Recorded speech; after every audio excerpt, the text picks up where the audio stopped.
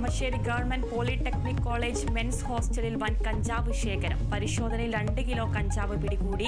3 വിദ്യാർത്ഥികൾ അറസ്റ്റിൽ. കഞ്ചാവ് എത്തിച്ചത് ഹോളി ആഘോഷത്തിനെന്ന് വിദ്യാർത്ഥികളുടെ മൊഴി.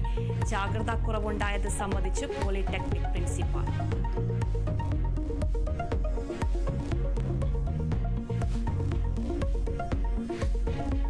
കരുവന്നൂർ ബാങ്ക് തട്ടിപ്പ് കേസിൽ ചോദ്യം ചെയ്യലിന് ഉടൻ ഹാജരാവില്ലെന്ന് കെ രാധാകൃഷ്ണൻ MP.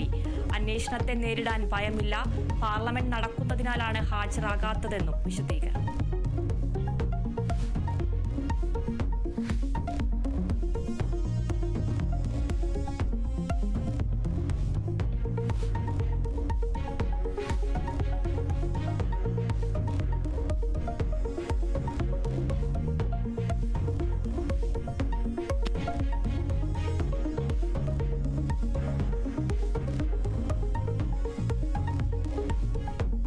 കോഴിക്കോട് ബാലുശ്ശേരിയിൽ വൻ തീപിടുത്തമുണ്ടായത് ഗൃഹോപകരണ സ്ഥാപനമായ ലാവണ്യ ഹോം അപ്ലയൻസസിൽ. ഗൃഹോപകരണ സാധനങ്ങൾ പൂർണ്ണമായും കത്തിനശിച്ചു. തീപിടുത്തത്തിന്റെ കാരണം വ്യക്തമല്ല.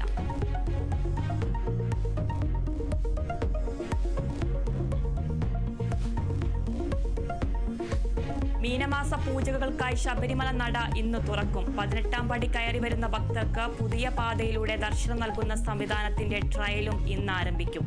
ക്രമീകരണം അയ്യപ്പ ഭക്തർക്ക് കൂടുതൽ സമയം ദർശനം ലഭിക്കുന്ന രീതിയിൽ. പൂജകൾ പൂർത്തിയാക്കി മാർച്ച് 19-ന് നടയടയ്ക്കും.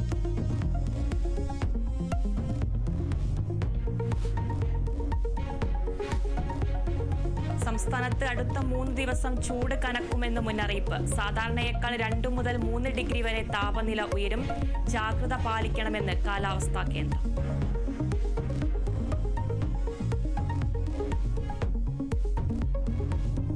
ഹോളി ആഘോഷങ്ങൾക്കൊരുങ്ങി ഉത്തരേന്ത്യ. ചായം പൂശിയും മധുരം വിതരണം ചെയ്തും ജനങ്ങൾ. ആശംസകൾ നേർന്ന പ്രധാനമന്ത്രിയും രാഷ്ട്രപതിയും. ഉത്തർപ്രദേശ് അടക്കമുള്ള സംസ്ഥാനങ്ങളിൽ കർശന സുരക്ഷ.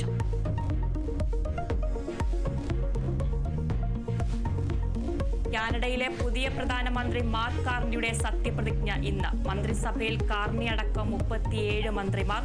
അവസാനമാകുന്നത് ജസ്റ്റിൻ ട്രൂഡോയുടെ 10 വർഷക്കാലത്തെ ഭരണത്തിന്.